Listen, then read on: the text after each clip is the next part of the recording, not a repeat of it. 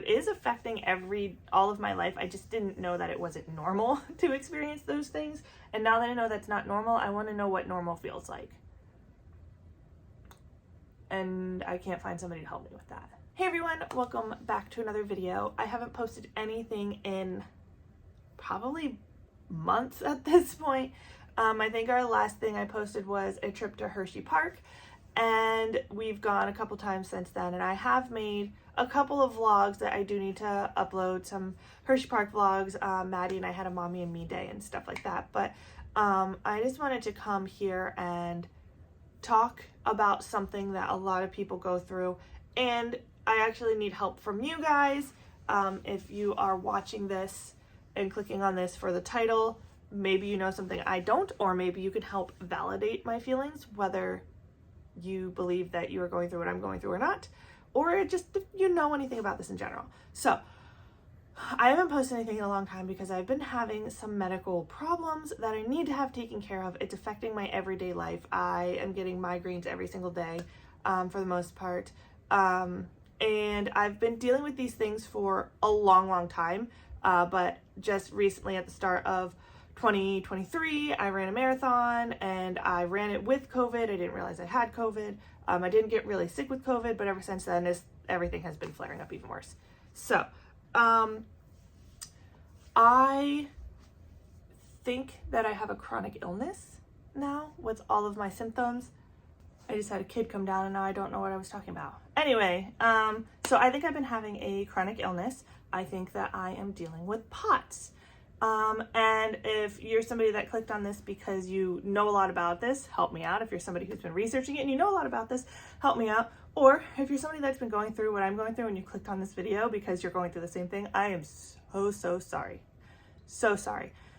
Let me just start with just how the POTS community is treated medically with gaslighting.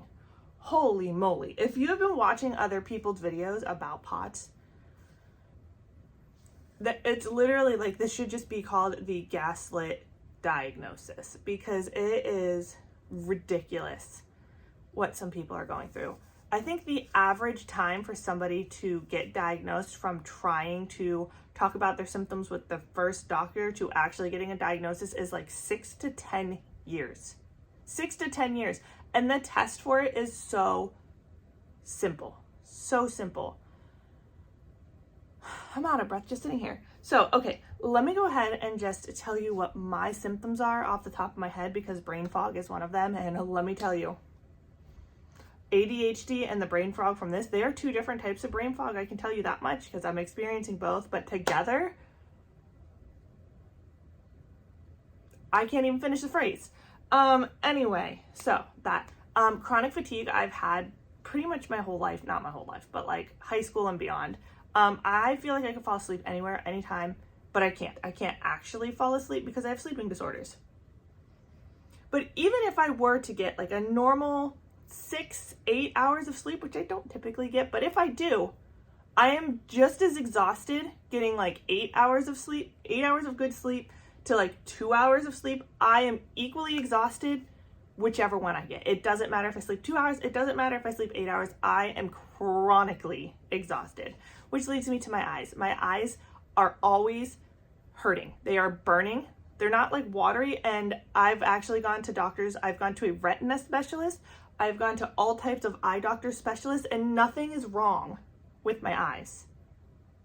But my eyes hurt. They burn all the time. It feels like there's pressure behind them all the time. And moving on up, I get migraines pretty much on a schedule between like 1 and 3 p.m. every single day. Every single day. Every day. I am also hypermobile. I don't think I have that Ehlers-Danlos syndrome, but I am hypermobile. So I'm really super flexible, but not flexible enough for that. My skin is kind of elastic, but not like that. When you do any like the tests where you kind of do these things, or see how far your fingers can go, or any of the hypermobility evaluations that you get at the doctor come back as hypermobile. But the thing is that my heart rate elevates, right? That is what POTS is postural orthostatic tachycardia syndrome. So when I am sitting down, I always have my legs crossed. I always have them like this. I'm always sitting on, I can't sit like you're driving a car. And when I'm driving a car, my feet hurt really bad and they get swollen. They'll turn purple. So like if I'm at my gaming channel, I'm streaming, I am sitting, you guys probably hear me moving around a lot. I sit in my chair like this with my legs crossed like this, or I'll sit with them up like this, or I'll sit with them like something like this. I have to sit that way.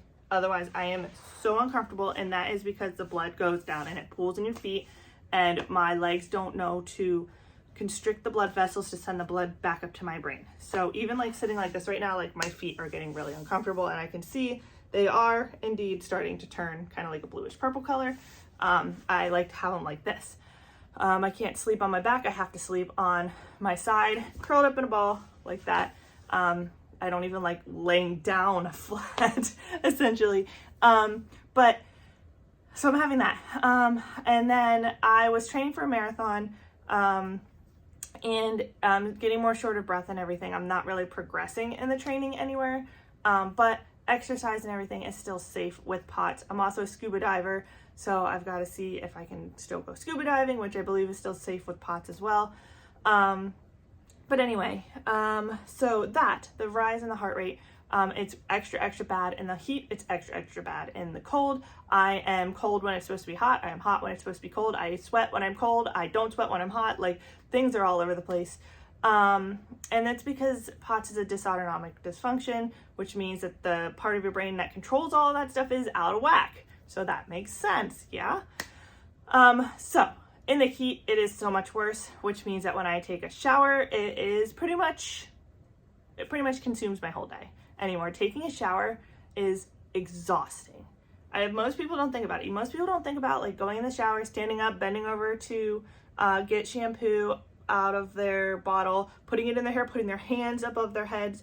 That is what causes this for me. If I get in and I stand up, I bend down, I get the soap, right? So I'm bent over halfway. I stand back up and I go like this to put soap in my hair. My vision's gone. I don't know if 3 days ago now, I took a shower. I don't know if I actually fully passed out or not, but my vision was gone for like a solid 40 seconds. Like, at least to my memory, 40 seconds. It could have been longer, I don't know. But it started going, I was washing my hair and it started like doing this tunnel vision thing of black and like white stars. Started going, I sat down and then it was gone. And then it does the opposite. It slowly starts to come back. So anyway, when I do the poor man's tilt test,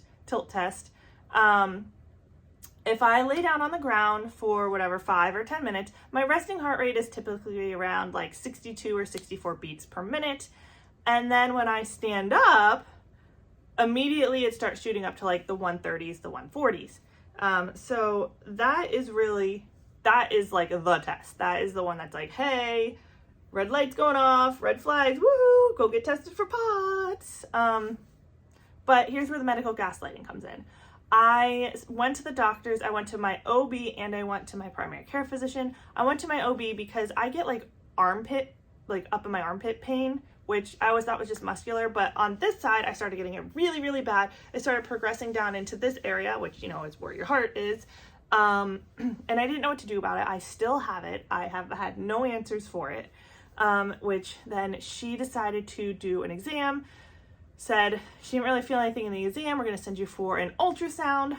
I went for an ultrasound. The ultrasound techs were like, we're going to do a mammogram first, and then we're going to do an ultrasound. So had to fight my insurance about that.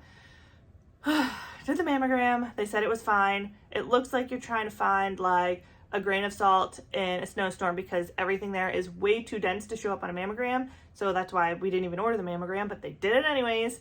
And then I did the ultrasound, and the whole time I was there, I was just being told like, oh, you're too young for this, or, you're young, so you're fine. Nothing's wrong. And then they did the ultrasound, and there was 32 or 34 pictures in the ultrasound. And the ultrasound tech was like, all right, I'm going to go show this to the radiologist, make sure that you're okay to go. And then you can just go if nothing's wrong. She walked out the door and like turned around and walked right back in and was like, everything's fine. Like, the radiologist did not see it. I know the radiologist's signature is on there, but there is absolutely no way. And I want the video footage from the hallway of that place, because I know she did not go anywhere close to that radiologist to have him actually sign that stuff.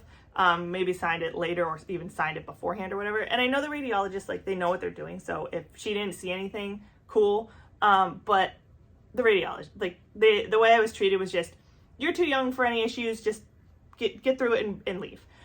So that was fun. I went back to my OB and I was like, they just totally blew this off. And she's like, I'm sorry they did that, but the only thing I can do is like send you for an MRI or whatever, and your insurance probably won't approve it because I don't really have a reason to send you for them. She's like, cool, awesome. And then I started developing ear pain out of nowhere, which I don't know if I did that from scuba diving. I don't know if it was from a cold.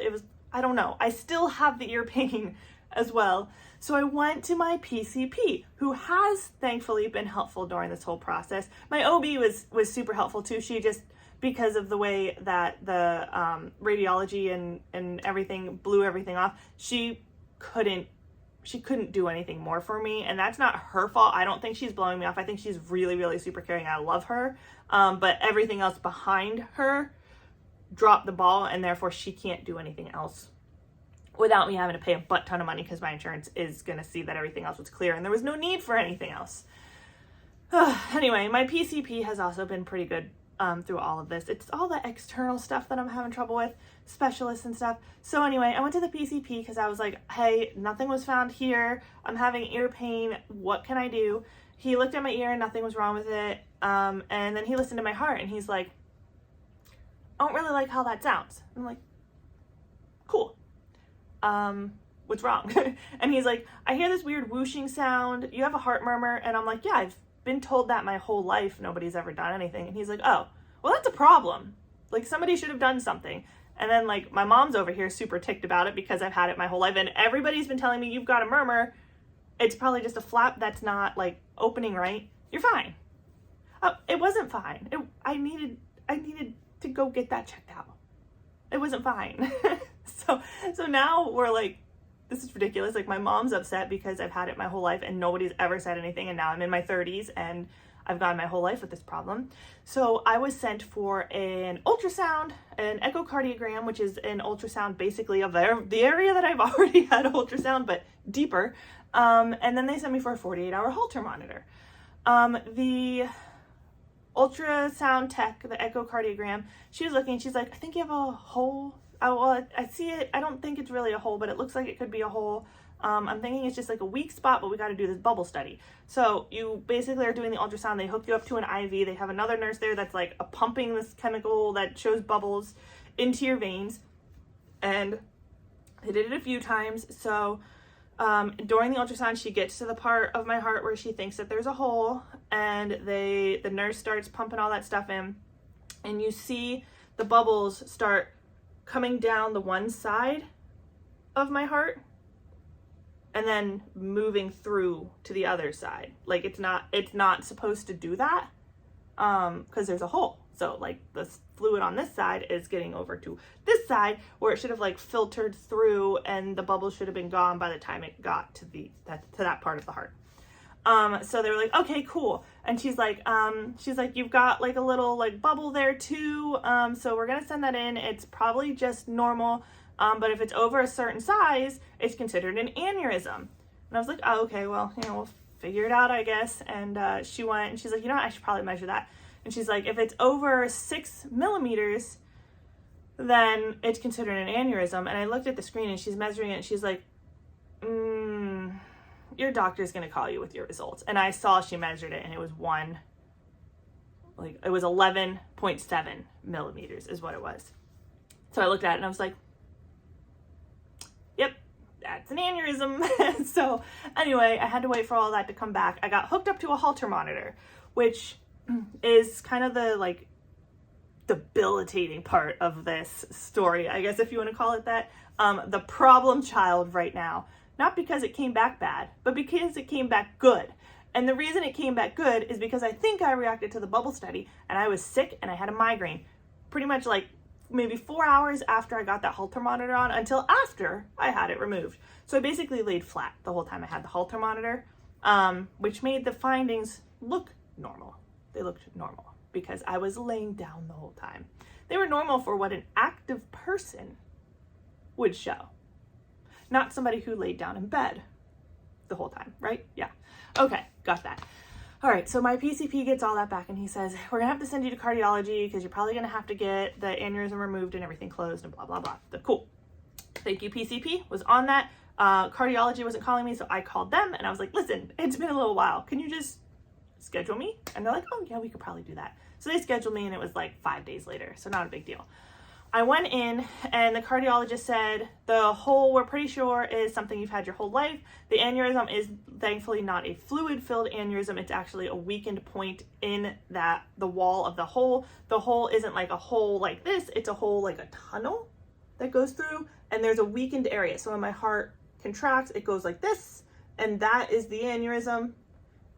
It's not fluid-filled. So the aneurysm is, I mean, it is fluid-filled, but it's not like filled like this, where it's stuck in there. It's sucking blood up into those crevices and then pushing them back out. So it's not really like a clotting risk, and it's not something that can rupture. Cool, but just to be safe, we're getting the esophageal echocardiogram, which is something I have to be put to sleep for. They put tubes down your throat and they look at your heart from the inside. Not like super invasive, it's outpatient. It's happening in a couple weeks, not super worried about it. Be put to sleep as long as I'm not awake for that. I mean, I know I'm not awake for that. If you're awake for that, that sucks.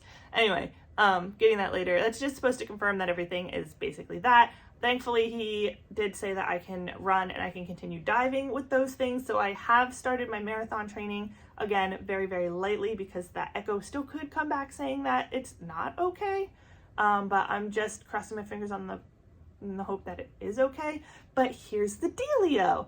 Cardiologists are who diagnose POTS, right? Okay. I went in with my list of symptoms that I have POTS, blah, blah, blah. When he walked through the door, he goes, hi there, what brings you here today? And so I told him, I said, I got the hole in my heart, blah, blah, blah. But I've been having a lot of these symptoms and I've discussed it with my doctor and we think I need to be diagnosed or tested for POTS.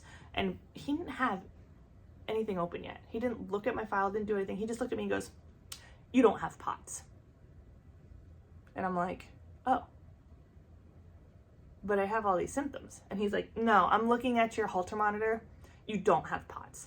And I'm like, okay, but I had a migraine. I was laying down with him. You don't have POTS. We're not testing for that. And I'm like, cool. Now what? Now where do I go? What do I do? Because like at this point, I do the poor man's tilt table test, all the symptoms I have. If my heart rate, slow it down. The way they diagnose POTS, you do the tilt table test. If you're in a doctor's office, they can have you lay down for like 10 minutes or so and then stand back up. If your resting heart rate goes up 30 beats per minute for like a sustained amount of time, I don't know what the amount of time is, but 5 minutes for me seems like enough. I think it's supposed to be like 30 seconds. If it goes above 30 beats per minute for whatever, a sustained amount of time, 30 seconds, I believe is what the American Institute of Medicine says, 30 seconds, or it goes above 120 beats per minute during that test, you most likely have POTS and you need to be diagnosed. Mine is jumping anywhere from 40 to 60 beats consecutively every time I run this test for minutes at a time. If I'm walking around my house, I'm standing there cooking dinner, it is above 100 beats. It is tachycardic for the whole time I'm standing, right? So I know I need to be evaluated, and maybe it'll come back and say I'm not. But the fact is, I have all these symptoms. I have the heart rate issue. I know I need to be evaluated for it. And the doctor just looked at me knowing nothing about me and goes, nope, you don't have it. And now I don't know where to go from here. So guys, if somebody can help me, please, what am I supposed to do? I did message them back and say I would like to note on my record that the doctor declined to evaluate me, because 9 times out of 10 they're going to come back and they're going to give you the evaluation if they know that it's going to be on your file and that they're going to be liable should this happen later on. So I haven't heard anything. It's been like 3 days. They have not responded yet with whether or not they're 1, going to add that to the file, or 2, going to send me for testing. But yeah, it would make a lot of sense. And I don't know a whole lot about what you can do for it. But it would give me answers, and it would give me closure for why I felt like crap for like my whole life. It's hard to go places, especially in the heat. Like when we go to theme parks, I do sit down in lines. I can't stand up for a long period of time. When I'm shopping, if I'm like walking around and then I stop to wait in line, I get very lightheaded there. So it is affecting all of my life. I just didn't know that it wasn't normal to experience those things. And now that I know that's not normal, I want to know what normal feels like. And I can't find somebody to help me with that. So if you guys have any advice, let me know. I will say I have been vlogging this the whole way from the very, very beginning, my very first doctor's appointment where POTS was not even something I had thought about, to now. My last video was my doctor telling me I don't have it and blowing me off. And I will continue to vlog that until I either just give up or until I get diagnosed with something. And then I'll have this huge vlog of like from the beginning of this whole process to diagnosis, so that I hope it helps somebody. That's really the reason I'm doing that. I need help myself on how to handle this. I'm probably going to be getting a second opinion if this doctor doesn't send me to be evaluated. My PCP already knows and is already searching for a doctor to give me a second opinion. But yeah, I don't know. I hope that this video helps somebody. And I also hope that people can help me as well, if that makes sense. That's why I'm making this video. I don't care if it's not for money. I don't care if it makes any money, but that's it. So thank you guys so much. Give it a thumbs up, hit that subscribe button, leave us some comments because I need help. And I'll see you guys in the next one. Bye guys.